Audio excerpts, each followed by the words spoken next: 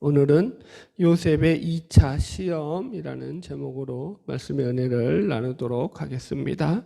지난 시간까지 유다의 설득에 의해서 야곱으로부터 베냐민을 데리고 갈 허락을 받아서 베냐민을 데리고 애굽으로 내려간 이 야곱의 아들들은 애굽에서 요셉에게, 물론 이 형들은 아직까지 이 애굽의 총리가 요셉인 것을 모르고 있는 상황입니다. 그런 상황 가운데서 베냐민을 소개하고 또 그로 인해서 이제 요셉의 집에 가서 총리의 집에서 아주 풍성한 식사 대접을 받고 그리고 이제 곡식을 얻어서 다시 돌아가게 되는 해피엔딩으로 우리가 끝나는 것이 지난 장까지였죠. 그런데 이제 전혀 생각지 못한 이 일들이 이제 이 창세기 44장 오늘 본문에서 이제 그려지고 있습니다. 이 본문을 살피면서 우리는 이런 질문을 던질 수가 있겠죠. 왜 요셉이 이렇게 집요할 정도로 형들을 시험하고 있느냐, 그죠?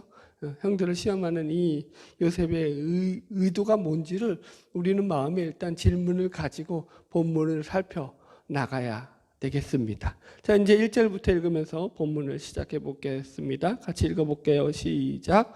요셉이 그의 집 청지기에게 명하여 이르되 양식을 각자의 자루에 운반할 수 있을 만큼 채우고 각자의 돈을 그 자루에 넣고. 이제 요셉이 형들을 돌려보냈는데 자신의 청지기에게 각자의 자루에 양식을 운반할 수 있을 만큼 채우라라고 합니다. 그래서 가져갈 수 있을 만큼 채워 넣어라 이거예요. 그러니까 이것은 요셉이 그 가족을 사랑하는 것을 보여주는 하나의 징표죠. 줄 수 있을 만큼 최대한 실어서 보내라는 거예요. 그리고 나서는 각자의 돈도 그 자루에 도로 넣게 합니다. 이 돈은 물론 이제 그들이 양식값으로 가져왔던 돈입니다. 이것을 갖다가 이제 도로 챙겨준 거예요. 요셉의 입장에서는. 자, 그래서 계속 본문을 봅시다. 시작. 또 네 잔 곧 은잔을 그 청년의 자루아기에 넣고 그 양식값도 돈과 함께 넣으라 하매 그가 요셉의 명령대로 하고. 여기서 이제 그 청년은 베냐민을 말하는 거죠. 그래서 요셉은 베냐민의 자루에는 자신이 쓰던 은잔을 도로 넣어서 그것으로 한 번 또 이제 이 요셉의 형들을 시험하게 됩니다. 물론 이렇게 요셉이 또 한 번 이들을 시험하고 있는 데는 분명한 이유가 있습니다. 이것이 그냥 형들에 대한 원망과 복수로 인해서 너희들 또 한번 골탕 먹어봐라 이런 게 아니에요. 여러분들 지금 성경이 지금 그걸 이야기하는 게 아니에요. 여러분 우리도 마찬가지잖아요. 우리에게서 하나님께서 우리를 시험하실 때 그 시험은 대체적으로 하나님이 우리를 연단하심으로 말미암아 우리의 믿음이 자라나게 하시기 위해서 시험을 하실 때가 대부분이죠. 그죠? 예를 들어서 학교에서 학생들이 시험을 치는 것이 학생들의 입장에서는 참 괴로운 일이죠. 지금도 이제 우리 셋째가 시험 기간이거든요. 시험 공부를 해야 되잖아요. 그러니까 시험을 친다고 하니까 하기 싫은 시험 공부를 해야 되고 그래서 열심히 공부를 해야 되고 그것을 많은 시간을 투자해야 됩니다. 그러나 그렇게 시험이 괴롭고 힘들지만 그것을 통해 가지고 그 덕분에 학생들은 책을 한 번이라도 더 보게 되고 안 외우던 것들을 한 번이라도 더 외움으로 말미암아서 지식이 늘어나게 되고 지식을 배우게 되죠. 마치 이와 같이 우리의 시험, 신자의 시험도 하나님 앞에서 하나님이 우리의 신앙을 자라게 하시고 성장케 하시는 목적이 있다라는 거예요. 요셉도 마찬가지죠. 지금 형들을 그냥 무턱대고 복수심에 가득 차가지고 시험하는 것이 아니라는 거예요. 자, 계속 말씀을 살핍시다. 3절 시작. 아침이 밝을 때에 사람들과 그들의 나귀들을 보내니라. 예. 이제 그리고 나서 아침을 밝을 때 이제 이들을 다 보내고 이제 아침이 시작하는 것을 보게 됩니다. 여러분 이 아침은 서로 다른 아침이에요. 그죠? 요셉의 형들의 입장에서는 자신들이 원하던 양식도 구했고 베냐민도 살렸고 그리고 또 감옥에 갇혀있던 시므온도 다시 데리고 고향으로 돌아갈 수 있으니까 무사귀환이죠. 어떻게 보면은 자신들이 염원했던 대로 모든 것이 이루어졌으니까 지금 이들은 이들이 맞는 아침은 어떻게 보면 상쾌한 아침, 활발한 아침, 이라고 할 수 있습니다. 그죠? 기분 좋은 아침입니다. 그러면 요셉에게 이 아침은 어땠을까라는 거예요. 이 질문을 한번 던져보죠. 요셉에게 이 아침은 어땠을까요, 여러분들? 요셉은 형들을 시험하고자 그 베냐민의 자루에 은잔을 집어넣고, 그러면서 이제 아침이 밝아서 형들을 보내는 입장에서 밤새도록 요셉은 어떤 마음으로 시간을 보냈겠고, 또 이 아침에 요셉은 어떤 마음으로 아침을 맞이했겠느냐라는 거예요.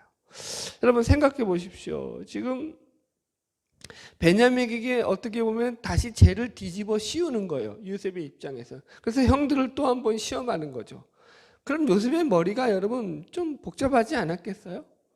아무것도 모르는 형들이야. 그렇다 치지만 요셉은 지금, 야, 만약에 이 형들이 옛날에 20년 전에 자기를 노예 상인에게 팔았던 것처럼 베냐민을 그렇게 도와주지 않고 베냐민을 팽개치면 어떻게 할까?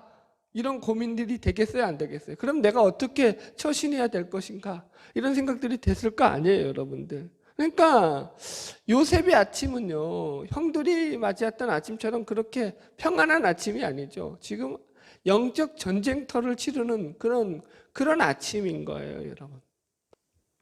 17년 동안 캄보디아에서 이 킬링필드를 경험하면서 선교했던 어떤 선교사님의 그 이제 고백이 있더라고요. 그분이 신앙 고백으로 고백했던 그 글이 이 선교지에서 맞는 아침이 어떠냐라는 그 질문에 대해서 이 캄보디아 선교사님이 이렇게 대답하셨던 것이 기억납니다.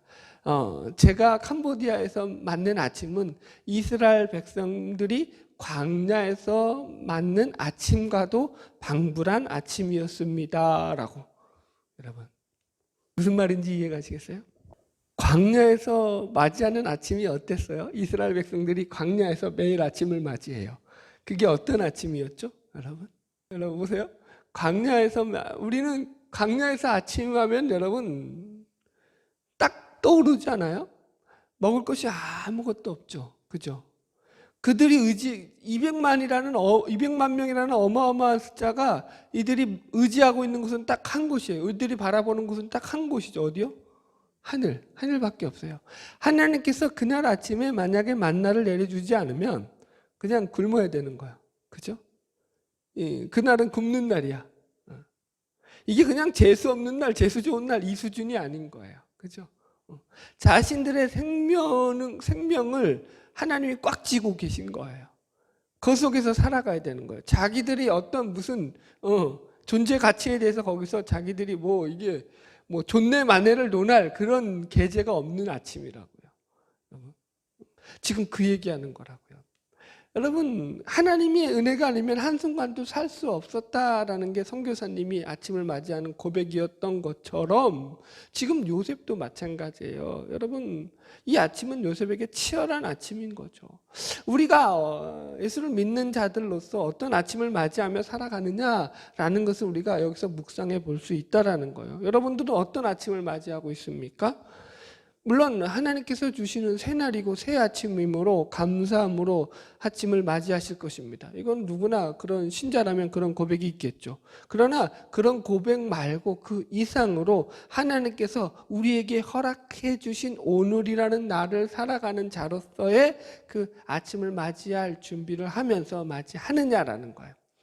우리는요 맨날 아침에 일어날 때 영적 전쟁을 시작하는 하루를 시작한다고 생각하셔야 돼요. 영적 전쟁터에서의 하루예요. 치열한 삶이 있다고요. 예수를 믿는 것은 만만한 일이 아니라고요, 여러분. 그래서 늘 우리는 그 삶을 하나님께서 허락해 주신 시간들을 허비하지 않기 위해서 여러분 최선을 다해서 살아갈 수밖에 없는 거죠, 여러분. 그게 신자에게 요구하는, 하나님이 우리에게 요구하는 아침이라고요, 여러분들. 바라기는 날마다 하나님이 허락하신 이 귀한 시간들 안에서 하나님이 주시는 놀라운 은혜를 누리며 살아가는 저와 여러분 되기를 주의 이름으로 축복합니다. 자, 우리 4절 계속 읽읍시다. 시작. 그들이 성읍에서 나가 멀리 가기 전에 요셉이 청지기에게 이르되 일어나 그 사람들의 뒤를 따라가서 그들에게 이르기를 너희가 어찌하여 선을 악으로 갚느냐. 우리 5절까지 읽읍시다. 시작. 이것은 내 주인이 가지고 마시며 늘 점치는 데 쓰는 것이 아니냐. 너희가 이같이 하니 악하도다 하라. 이렇게 말했어요. 여기서 보면 그래서 이제 요셉이 청지기를 시켜가지고 그들의 뒤를 따라가가지고 너희가 어찌하여 선을 악으로 갚느냐라고 하면서 이제 그 일을 추궁하게 만듭니다. 이 72년이나 공동 번역을 보면은 여기서 어찌하여 선을 악으로 갚느냐라는 이 문구는 그 문구 앞에 어쩌자고 은잔을 훔쳐서라는 문구가 삽입되어 있어요. 그래서 이게 이제 그 뜻이 정확하게 전달되도록 그렇게 되어 있다라는 거예요. 그래서 여기서 참고로 이 은잔이라는 것은 고대 점술가들이 쓰는 어떤 그 점술 도구예요. 그래가지고 이거예요. 술잔에 물을 넣고 주문을 외워가지고 그 이제 물 위에 비친 주문을 외우고 난 뒤에 그 물 위에 비친 태양의 어떤 그 모습을 보고는 점을 치는 거예요. 그래서 이제 그들이 점술가가 쓰는 은잔, 물잔, 술잔 뭐 이런 것들이 이들의 점술에서 아주 중요한 점괘를 치는 도구가 되는 거거든요. 그래서 이제 지금 요셉인 줄 모르는 형들에게는 애굽의 총리니까 점술사였을 것이고 이 점술사가 점을 잘 친다라는 것은 뭐 당연한 거고 또 그래서 그 은잔도 그 점술의 도구로 쓰였다라는 것을 갖다가 지금 이야기하고 있는 것으로서 어떻게 보면은 형들에게 절도죄의 올가미를 씌울 수 있는 가장 좋은 수단이고 도구가 된다라고 볼 수 있죠. 자, 6절로 8절 계속 읽을게요. 시작. 청지기가 그들에게 따라가서 그대로 말하니 그들이 그에게 대답하되 내 주여 어찌 이렇게 말씀하시나이까. 당신의 종들이 이런 일은 결단코 아니하나이다. 우리 자루에 있던 돈도 우리가 가나안 땅에서부터 당신에게로 가져왔거늘 우리가 어찌 당신의 주인의 집에서 은금을 도둑질하리이까. 네. 여기까지 읽었습니다. 여기서 보면 이제 도둑으로 또 이 요셉의 형들이 몰리게 되면서 억울한 누명을 쓰게 되자 청지기 앞에서 자신들의 결백을 주장하면서 여기서도 보면 청지기를 향해서 내 주여라고 하면서 다급하니까 청지기를 주라고 고백하면서 여기서 특별한 게 뭐냐면 당신의 종들 중에 누구에게 발견되든지 그는 죽을 것이요 우리는 내 주의 종들이 되리이다 라고 해가지고 이 9절의 말씀은 이제 이전과는 달라진 형들의 모습을 우리에게 보여주고 있습니다. 만약 훔친 물건이 발견되면은 예전에는 어땠어요? 이기적인 자들이었단 말이에요. 근데 이제 자신들의 결백을 주장하면서 만약 그 물건이 발견된다고 할지라도 그 발견된 자 한 명뿐만이 아니라 그 한 명만 벌 받는 것으로 끝나는 것이 아니라 우리는 내 주의 종들이 되겠나이다 라고 해가지고 자신들 모두 다 종이 되겠다라고 해서 자신들이 다 이 일에 대한 공동 책임을 지겠다라는 것으로서 자신들의 이 결백을 주장하고 나섭니다. 이건 참 좋은 일이죠, 여러분들. 그 전에는 서로 시기하고 질투하던 형제였다라고 한다면 이제는 많이 바뀌었죠. 한 형제의 잘못은 곧 나의 잘못이다라고 공동 책임으로 여길 만큼 서로를 이제 배려해 줄 만큼 성숙해졌다라는 거죠. 자, 10절 말씀 계속 읽을게요. 시작. 그가 이르되 그러면 너희의 말과 같이 하리라. 그것이 누구에게서든지 발견되면 그는 내게 종이 될 것이요 너희는 죄가 없으리라. 예, 이들이 만약에 이 자신들의 허물이 발견될 때 자신들이 공동 책임지겠다라는 말을 듣고 청지기는 너희들의 말대로 하겠다라고 하면서도 이제 마지막에서는 그러나 그 발견된 자만 종이 될 것이고 나머지에게는 죄를 묻지 않겠다라고 이렇게 어떻게 보면 이제 빠져나갈 구멍을 만들어 주는 거예요. 이해하시겠죠? 형들에게. 자, 그러면서 11절 계속 읽어보겠습니다. 시작. 그들이 각각 급히 자루를 땅에 내려놓고 자루를 각각 푸니 그가 나이 많은 자에게서부터 시작하여 나이 적은 자에게까지 조사하며 그 잔이 베냐민의 자루에서 발견된지라. 자, 이렇게 나오는 거야. 자, 여러분 보세요. 이게 지금 다 그러니까 노림수가 있는 거예요. 베냐민의 자루에서 발견되었다라는 거예요. 그러니까 베냐민에게 은잔이 발견되었을 때 형들을 강압적으로 구속하지 않기 위해서, 그죠? 빠져나갈 구멍을 만들어 놓기 위해서 지금 청지기는 요셉에게서 이런 지시를 받았겠죠. 그래서 지금 빠져나갈, 형들에게 빠져나갈 구멍을 만들어 놓고는 이제 그 물건들을 다 자루를 벗겨보니까 베냐민의 자루에서 그 은잔이 나오게 됐더라는 거예요, 여러분들. 이게 참 재밌죠. 그 재밌는 게 또 하나가 뭐예요? 나의 순서대로, 형들 순서대로 지금, 그죠? 이 일들을 했다라는 거예요. 그것도 참 재밌고요. 계속 읽어보겠습니다. 13절 시작. 그들이 옷을 찢고 각기 짐을 나귀에 싣고 성으로 돌아가니라. 예.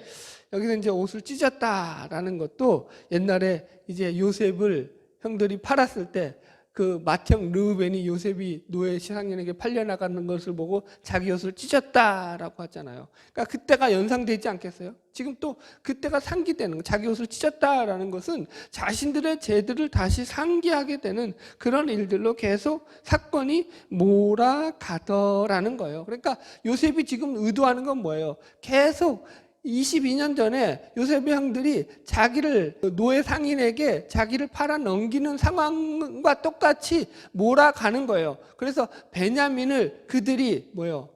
자꾸 베냐민에게 죄를 씌워가지고 그들에게 빠져나갈 구멍을 만들어 놓고 베냐민에게 누명을 씌워서 베냐민을 그들이 죄인으로 밀어붙여가지고 옛날에 요셉에게 했던 것 같이 베냐민을 버리는 그런 상황과 환경으로 자꾸 지금 이 요셉이 의도해 가는 거죠. 상황을.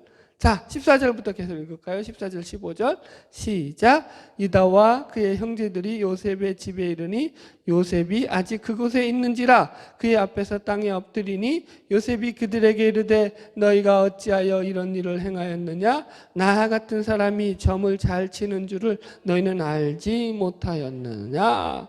결국 다시 요셉의 형들은 이렇게 해서 요셉의 집에 붙잡혀 오게 됩니다. 여기서도 보면은 그 순서를 14절 시작에 유다와 그의 형제들이라 가지고 유다를 대표적으로 내세우고 있다라는 거 계속 우리가 유념해야 되죠, 여러분. 계속 보겠습니다. 그러면서 요셉이 하는 말이 나 같은 사람은 점 잘 치는 줄을 너희가 알지 못하느냐라고 이야기합니다. 이게 요셉이 실제로 점을 잘 친다는 얘기예요? 그 얘기 아니죠. 지금 형들을 시험하기 위해서 지금 요셉이 트릭을 쓰고 있는 거예요. 16절 계속 읽읍시다. 시작. 유다가 말하되 우리가 내 주께 무슨 말을 하오리까? 무슨 설명을 하오리까? 우리가 어떻게 우리의 정직함을 나타내리까? 하나님이 종들의 죄악을 찾아내셨으니 우리와 이 잔이 발견된 자가 다 내 주의 노예가 되겠나이다. 아멘. 저는 이 말을 듣고 요셉도 참 좋아했을 것 같고 하나님도 참 좋아했을 것 같아요. 이 말씀에서 제일 좋은 말이 뭐냐면 하나님이 종들의 죄악을 찾아낸 나이다. 저는 이 말이 제일 좋더라고요. 하나님이 종들의 죄악을 찾아내셨으니 이렇게 이제 유다가 고백을 하고 있습니다. 여러분, 자 보세요. 이 말이라는 것은 다른 표현으로 하면은 사실 지금 유다와 그 형제들의 입장에서 보면은 얼마나 기가 막히고 답답하고 그죠? 억울한 상황이겠어요. 이 상황이 자신들이 저지르지도 당연히 베냐민이 은잔을 훔쳤을 리가 없죠. 형들도 알고 다 알아요. 누명이라는 것도 다 알아요. 그죠?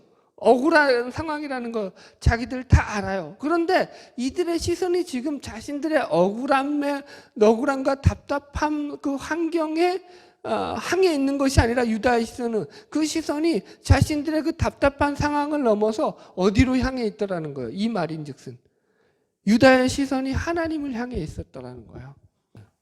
이게 중요한 거죠. 자신들이 우리가 억울합니다라는 것이 아니라 하나님께서 우리의 죄악을 찾아내셨습니다라고 하는 거예요. 그죠? 그러니까 20년 동안 꽁꽁 숨겨두면서 들추어내고 싶지 않았던 자신들의 가슴 속에만 묻어두었던 자신 동생 요셉을 팔아치웠던 그런 파렴치한 악행을 자기들이 숨기려고 했었는데 하나님께서 그것을 이제는 들추어내서 그 죄악을 묻고 계시더라로 지금 해석하고 있더라는 거예요. 이걸 갖다가 우리는 좋은 말로 영적인 해석이라고 합니다. 영적인 해석. 여러분 보십시오. 신앙이라는 게 언제나 그렇습니다. 우리는 모든 일에 있어서 그 시각을 하나님께 맞추죠. 신자의 신앙이라는 것은. 그게 세상과 다른 거예요. 우리가 보세요. 죄라는 것도 그렇죠. 하나님 앞에서 우리가 죄인됨을 철저히 고백하고 나아갈 때 그 하나님에 대해서 그 죄의 문제가 해결될 때 회개하고 하나님께서 우리의 죄를 용서하신 것을 우리가 기쁨으로 받아들였을 때 신앙의 문이 열리죠. 그죠? 그것 없이 회개는 이루어지지 않아요. 여러분 이해하시겠어요? 무슨 말인지? 이거 어떻게 설명을 할까? 여러분 만약에 죄악을 숨기고 살아요. 내가 죄를 졌어. 예를 들어서 어떤 예를 들까요? 내가 한 20년 전에 어떤 친구를 때렸어. 그래서 그 해코지를 했어. 그리고 잊고 살았어.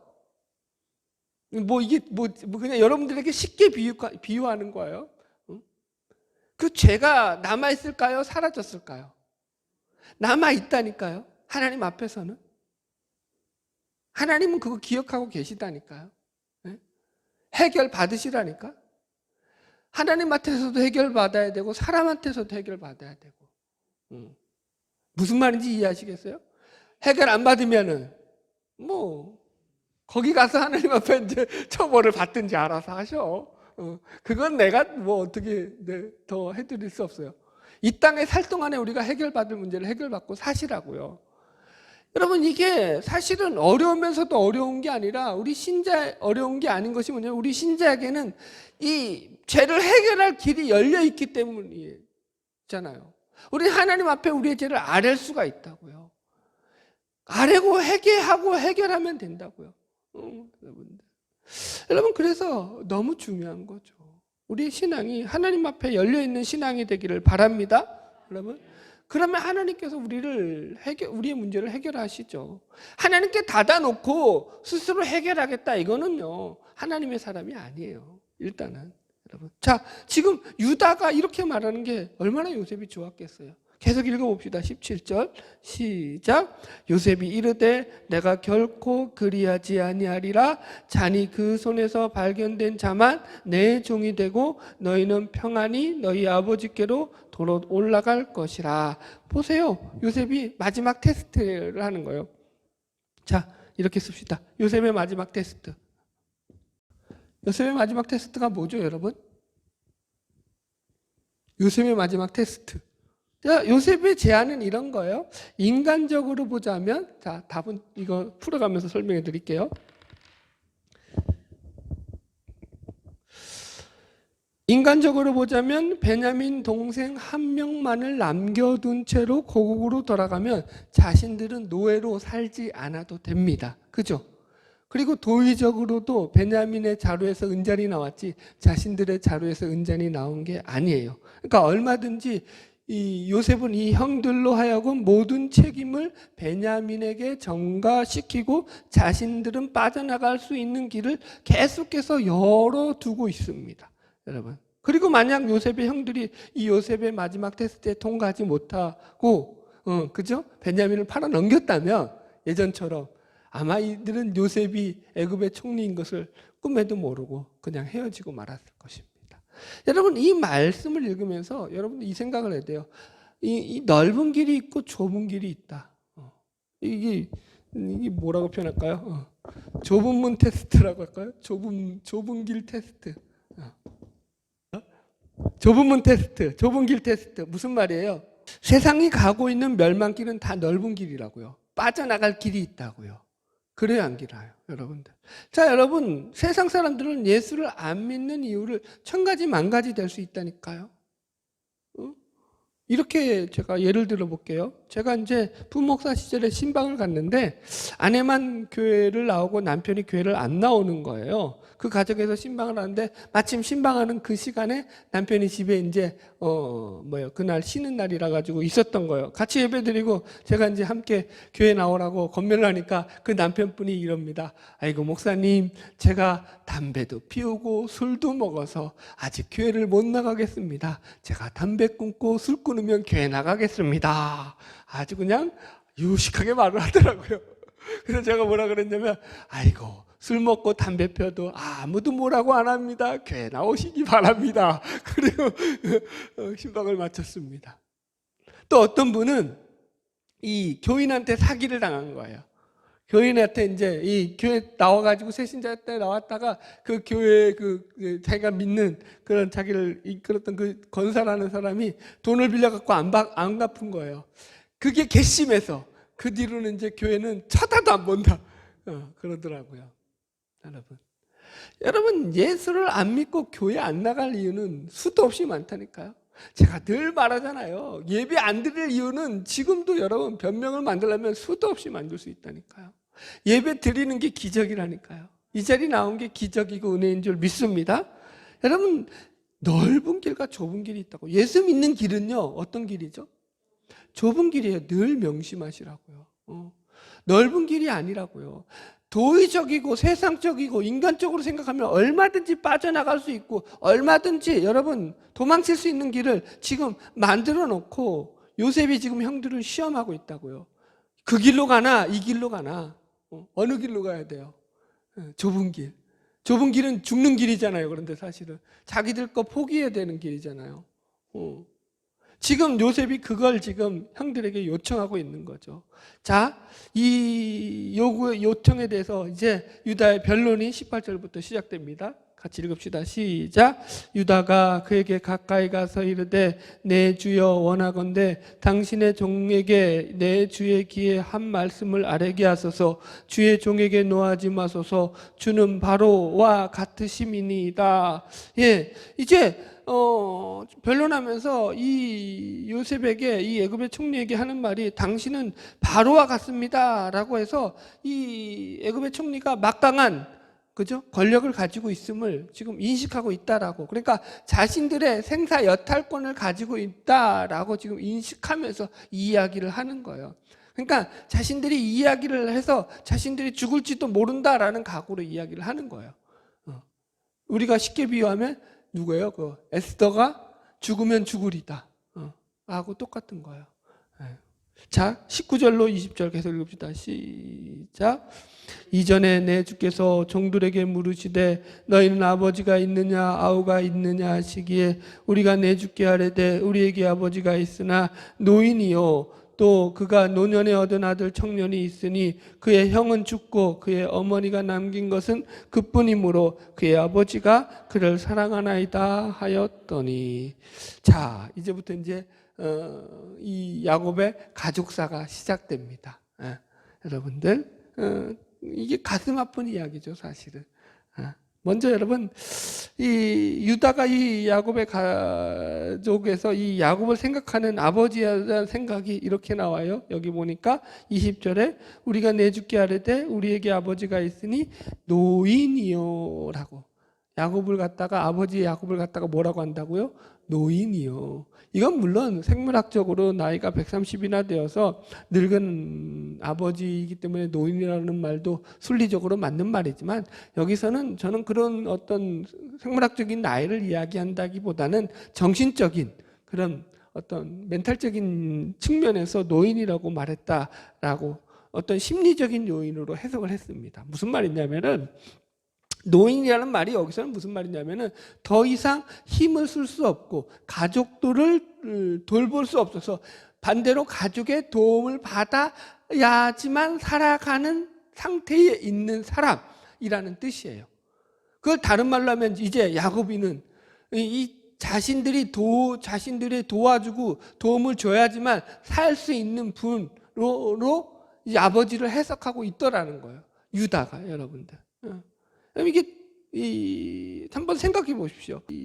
야곱의 자식들은요, 아버지 야곱에게는 아주 매우 반항적이고 뭐죠? 기질이 나쁜 자식들이었어요. 야곱에게 이 자식들은요, 늘 어떻게 보면은 뭐라고 해야 돼요, 이게?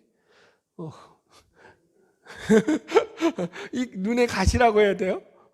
같은 존재. 여러분 보세요.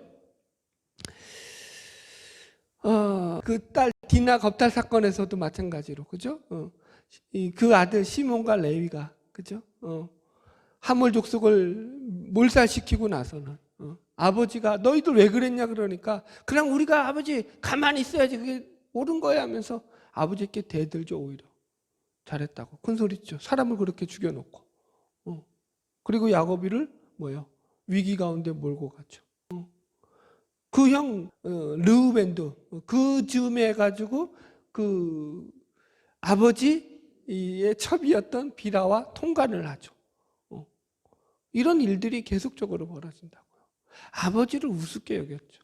왜냐하면 야곱이가 또 편애를 했으니까요. 요셉이와 베냐민을 끼고 편애를 하다 보니까 이때는 이제 베냐민이 아직 태어나기 전이었다고 봐야겠죠. 뭐 태어난 그쯤이라고 해도 되고. 여튼 그 시절에 요셉이만 편애를 했으니까 이들의 질투는 끝이 없었다고요. 여기 한번 확인해 보세요. 27절 보면은 이렇게 말하고 있어요. 27절부터 시작. 주의 종 우리 아버지가 우리에게 이르되 너희도 알거니와 내 아내가 내게 두 아들을 낳았으나. 야곱이도 참 못된 인간이에요. 그죠? 자식들 앞에 두고 하는 소리가 이따위 소리를 하고 있어요. 내가 지금 내 아내가 내게 두 아들을 낳았다. 내게는 아내가 하나밖에 없고 아들은 둘밖에 없다. 이 소리예요. 니들은 내 자식들 아니고 니네 어머니는 내 마누라 아니다. 이 소리예요. 이렇게 말하면 안 되죠. 지금 그러니까 이게 지금 유다가 별로라는 말 속에 나온 가족의 슬픈 가족사를 얘기한 가슴 아픈 얘기를 하는 거예요. 지금 무슨 말이냐면 이 말은 유다와 나머지 모든 형제들도 마찬가지고 이 자식들이 한 번도 아버지 야곱으로부터 자식 취급을 받았다는 거예요, 못 받았다는 거예요? 못 받았다라는 거예요. 사랑을 못 받았다는 거예요. 사랑을 못 받은 거예요. 여러분 그러니까 시기하고 질투할 수밖에 없죠.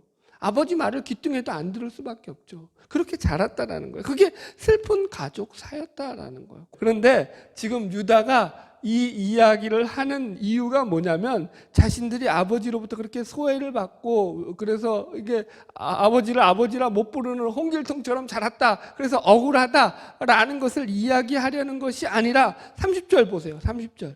뭐라고 말하고 있냐면 아버지의 생명과 아이의 생명이 서로 하나로 묶여 있거늘 이제 내가 내 주의 종 우리 아버지에게 돌아갈 때 아이가 우리와 함께 가지 아니하면 아버지가 아이의 없음을 보고 죽으리니 이같이 되면 종들이 주의 종 우리 아버지가 흰 머리로 슬퍼하며 스올로 내려가게 함이니이다. 보세요. 지금 아버지를 걱정하고 있다고요. 아버지의 마음을 헤아리고 있다고요. 아버지가 그 베냐민 못 데리고 가면 죽을 줄 아니까, 아버지가 고통당할 걸 아니까 우리는 그렇게 못하겠다. 차라리 우리가 다 노예가 되고 종이 될지언정 베냐민은 두고 갈 수 없다. 이렇게 나오더라는 거예요. 아버지 야곱을 위해서. 여러분 이게 지금 얼마나 이 자식들이 몰라요. 다 그랬는지 몰라도 유다가 지금 성장했느냐를 우리에게 잘 보여주고 있는 거죠. 여러분.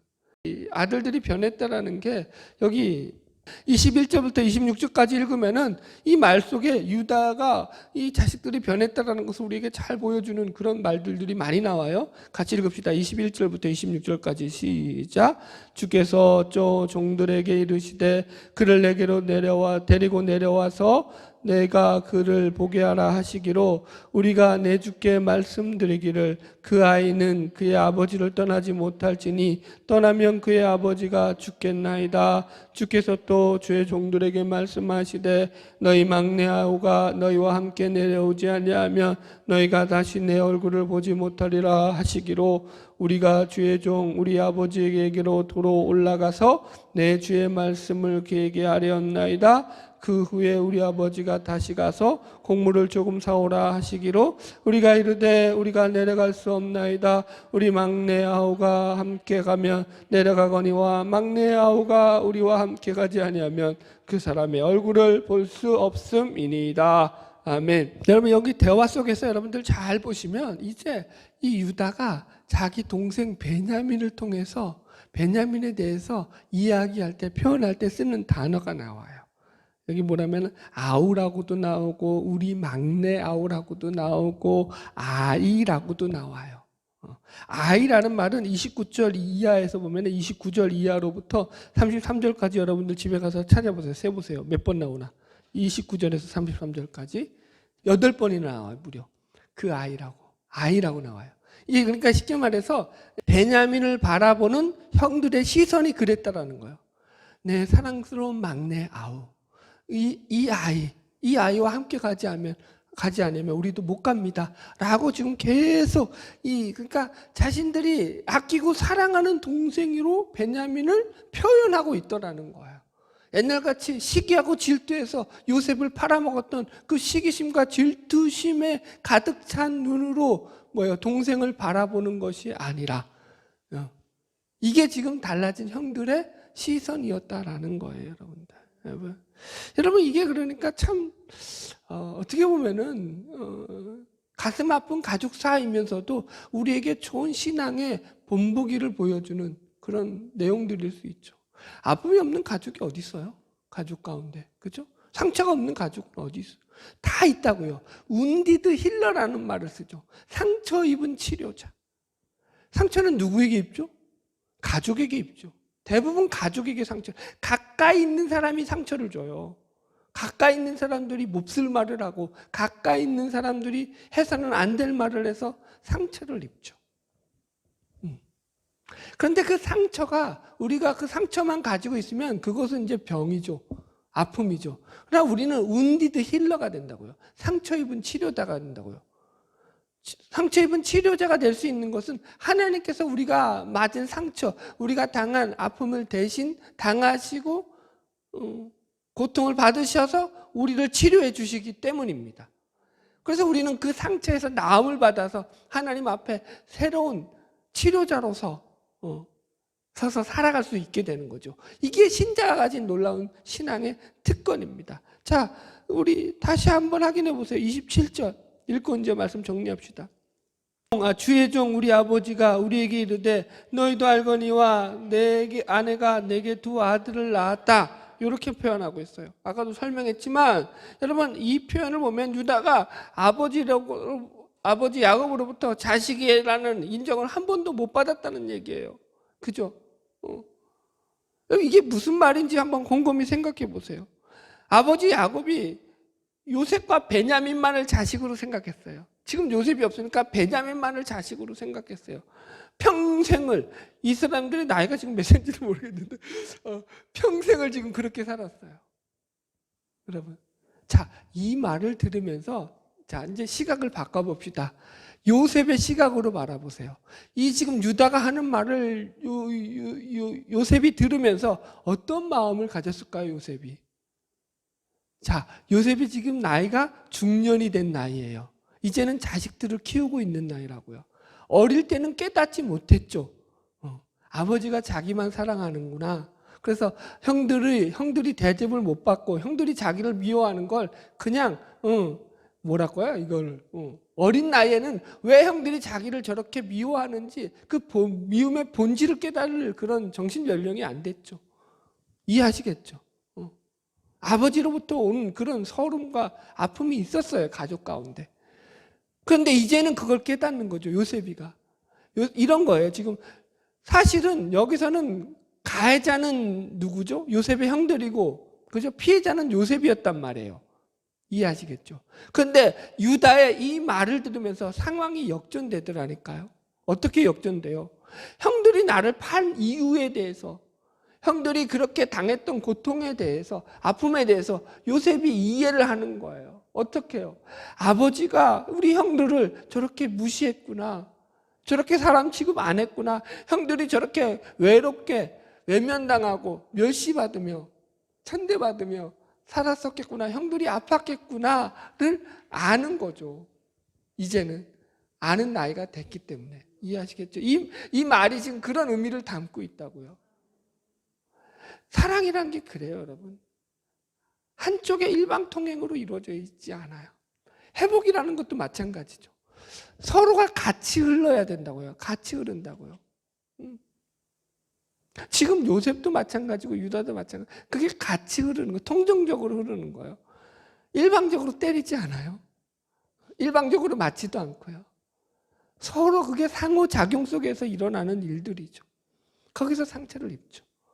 우리 예수 믿는 자들은 그 속에서 인간이 죄인됨을 알고 하나님을 바라보며 우리의 연약함을 고백하면서, 여러분, 우리가 온전히 설 수 없음을 고백하면서 하나님을 바라보며 도와달라고 하나님의 도움을 구하며 나가게 되죠.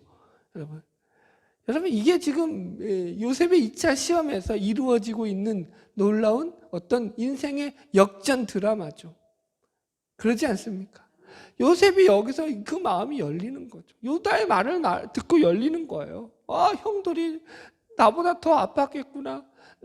나도 괴로웠지만 나는 17년 동안은 잘 살았지 않았느냐. 그죠? 그런데 형들은 평생을, 50살이면 50년 평생을, 60살이면 60년 평생을 아버지로부터 외면당하고, 아버지라 부르지 못하고 홍길동도 아니고 그렇게 살았구나. 그게 느껴지는 순간, 여러분, 형들의 그 마음이 이해가 되지 않았겠느냐라는 거죠. 여러분 그렇습니다. 여러분, 우리가 결론입니다. 오늘 말씀을 통해서 우리가 그렇습니다. 우리는 결국 사랑하는 존재로서 부름받은 자들이잖아요. 세상에 나가서 예수를 믿는 자로서 예수가 우리를 위해 십자가에 달려 죽으신 것처럼 우리도 누군가를 사랑함으로 말미암아 그 사랑을 가지고 세상의 빛과 소금이 되고 그 영혼을 구원하는 일을 맡은 사명이 우리에게 주어진 자들이에요. 그죠? 아까도 얘기했죠. 운디드 힐러. 하나님께서 우리를 치료하신다니까요. 치료함 받고 나가시라니까. 피 철철 흘리면서 나가서 같이 싸우지 말라니까. 그러면 상대 또 괴롭히고 죽이게 된다니까요. 하나님께 치료 받으시고요. 하나님께 회복 받으시고요. 하나님께 위로 받으시고 다시 서는 저와 여러분 되기를 주의 이름으로 축복합니다. 바라기는 날마다 예수 이름 안에서 승리하는 저와 여러분 되기를 축복합니다. 기도하겠습니다.